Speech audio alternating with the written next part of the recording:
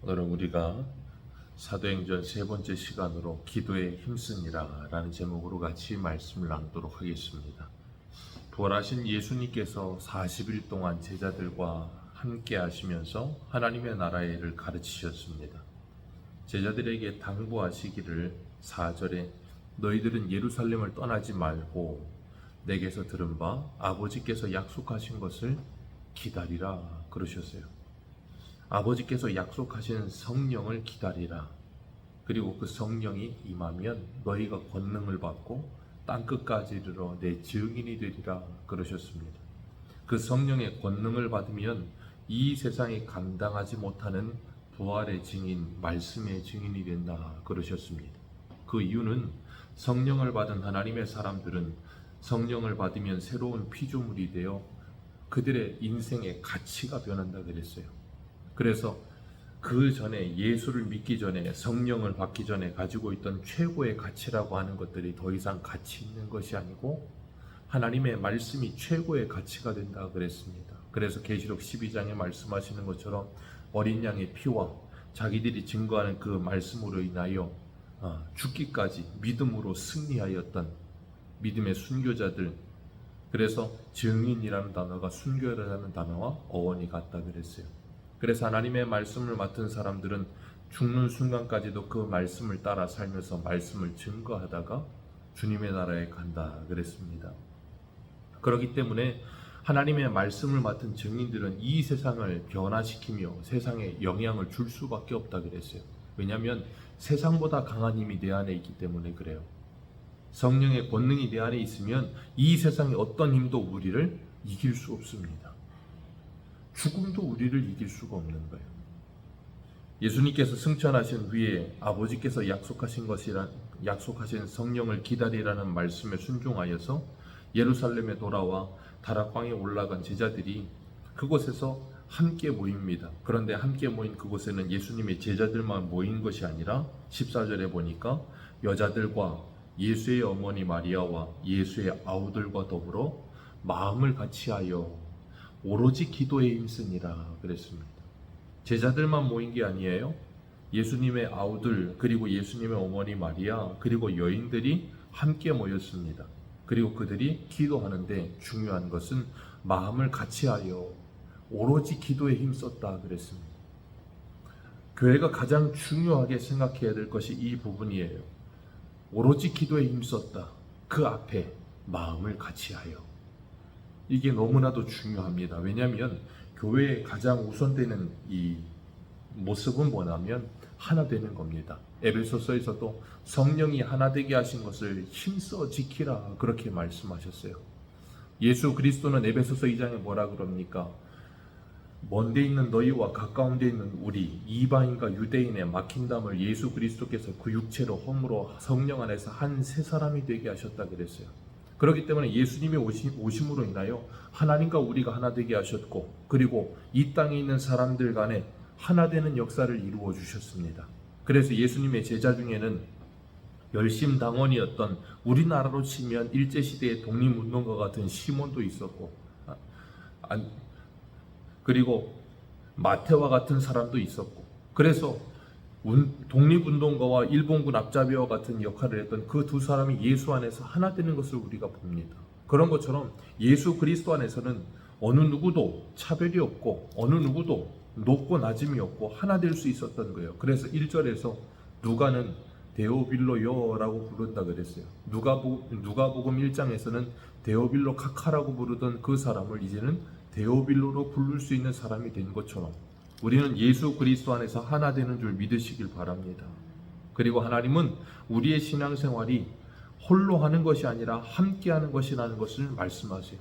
더불어서 함께 기도하고, 더불어서 함께 교제하고, 더불어서 함께 예배하고, 더불어서 함께 말씀 읽고, 혼자 하지 않습니다.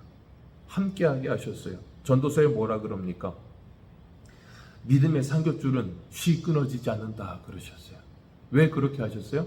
우리가 혼자 신앙생활할 수 없다는 걸 하나님은 잘 아세요. 그래서 더불어서 함께하게 하세요. 주님이 우리와 함께 하시고 교회 공동체로 우리를 부르셔서 함께하게 하시고, 그래서 우리가 함께하는 법을 배워가게 하시는 겁니다. 왜냐하면 그게 제일 중요하거든요.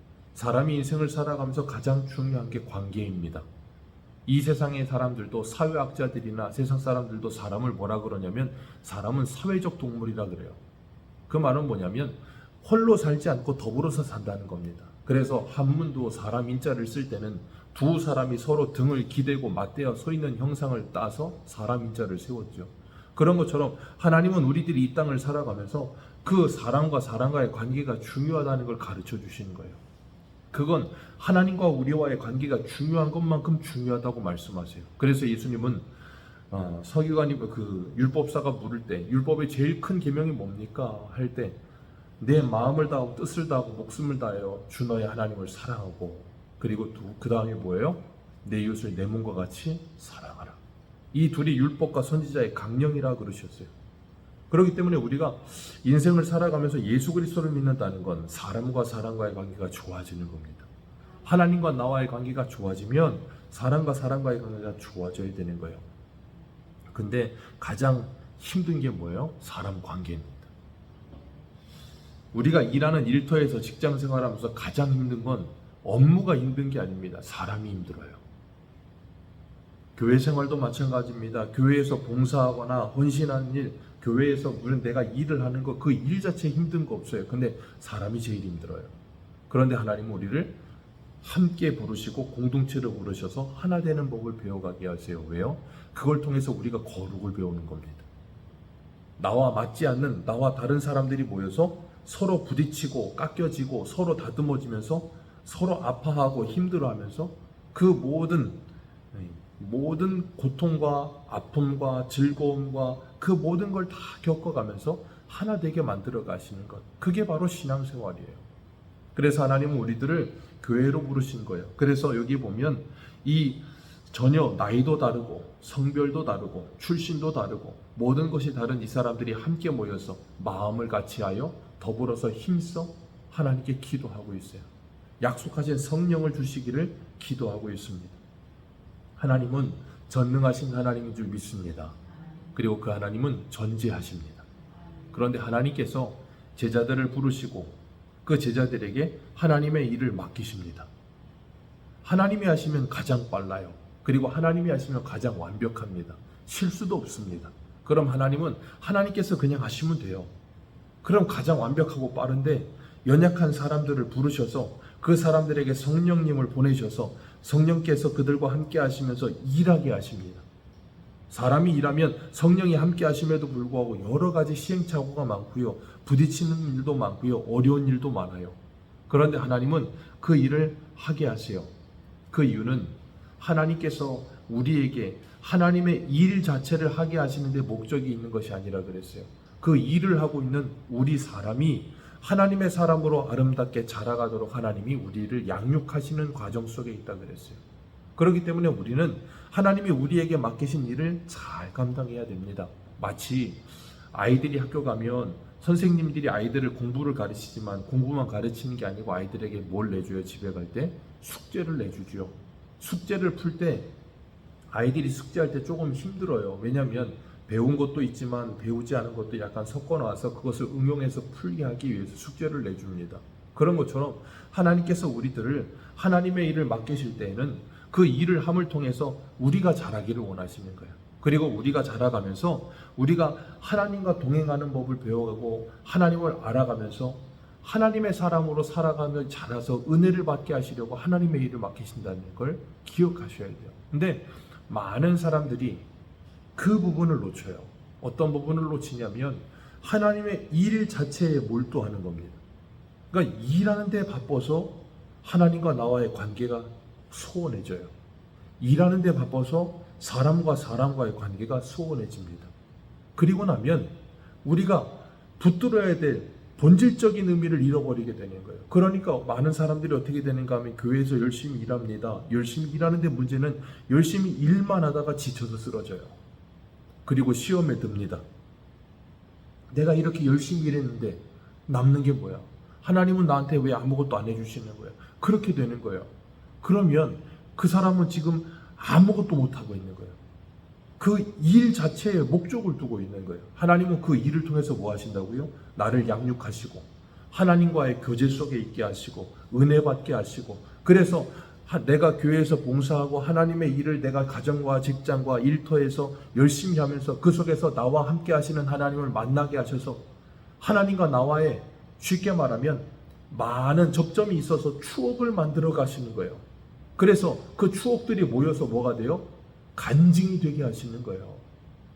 그러니까 하나님은 우리들에게 하나님의 일을 맡기시는 것이 하나님을 배우게 하시고 알아가게 하시면서 우리로 하여금 영생의 기쁨을 이 땅에서 누리게 하시기 위해 그 일을 맡기시는 거예요.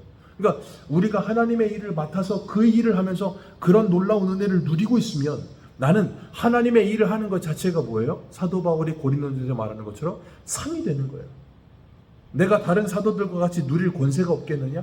그런데 그걸 누리지 않는다 할지라도 하나님이 내게 맡기신 이 복음 전하는 일, 그것 자체를 상으로 했던 사도 바울처럼 하나님이 내게 맡기셨다는 그것 자체가 상이 되고, 이 영광스러운 일에 나를 동참시키셨다는 것이 감사가 되고, 그래서 하나님의 일을 하면서 하나님과 더 가까워지는 거예요. 근데 많은 사람들은 그 일을 하면서 하나님과 멀어지고요, 사람과 멀어져요. 그러면 뭐 하셔야 되냐면 그 일을 내려놓고 하나님께 기도하셔야 돼요. 하나님, 나에게 은혜를 회복시켜 주옵소서. 하나님, 나에게 하나님과의 관계, 사람과의 관계가 회복되게 해 주옵소서라고 기도하셔야 돼요. 그리고 그 은혜를 회복하기 위해 몸부림치셔야 되는 거예요. 오늘 본문 16절 말씀 우리 같이 한번 읽습니다. 16절입니다. 시작.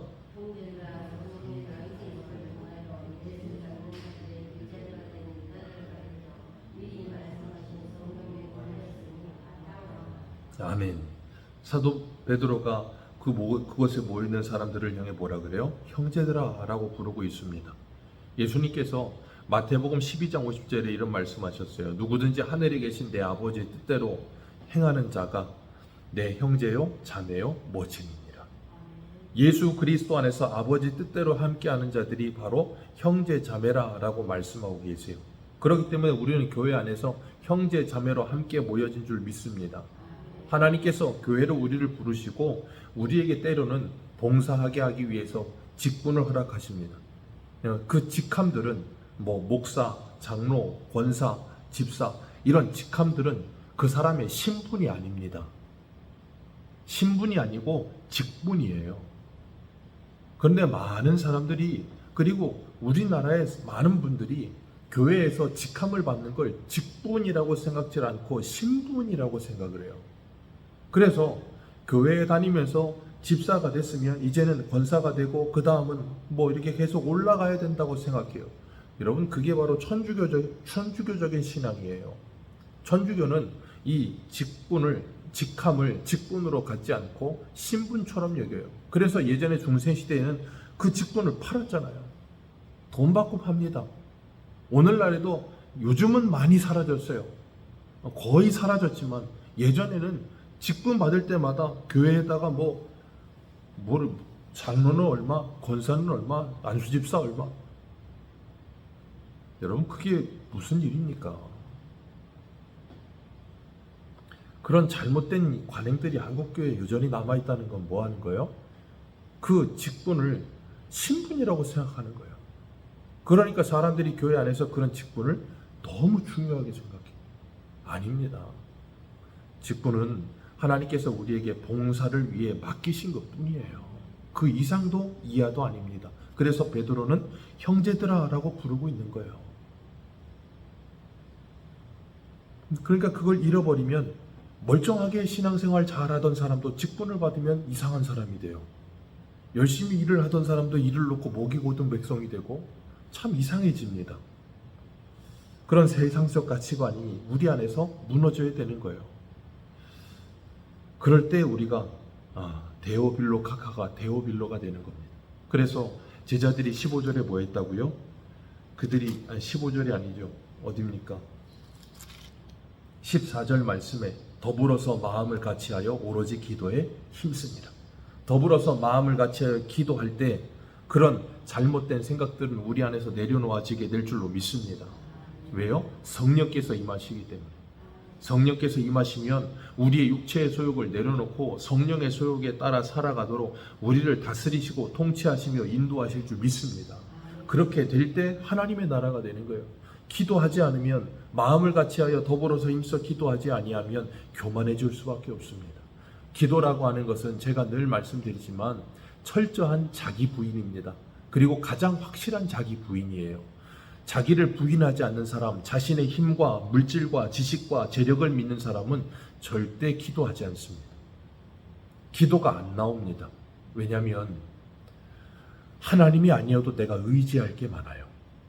내 돈을 의지하고요, 내 지식을 의지하고 내 능력을 의지하는 사람들은 절대 기도하지 않아요. 그리고 기도도 한다 그래도 기도가 나오질 않아요. 하나님과 온전히 교제되는 기도가 나오질 않아요. 왜? 간절해지지가 않는 거예요. 그런데 마음이, 그 심령이 가난한 자는 간절함을 가지고 마치 한나와 같이 하나님께 기도합니다. 그런 사람들은 하나님과 심정이 통하는 거예요. 그럴 때 하나님의 마음이 우리 안에 임하게 되어서 형제 위에 군림하지 않고 남을 나보다 더 아름답고 높게 여기고 그들을 섬기고, 그런 하나님의 은혜가 우리 안에 살아있어서 우리가 성도답게 살아가게 될 줄로 믿습니다.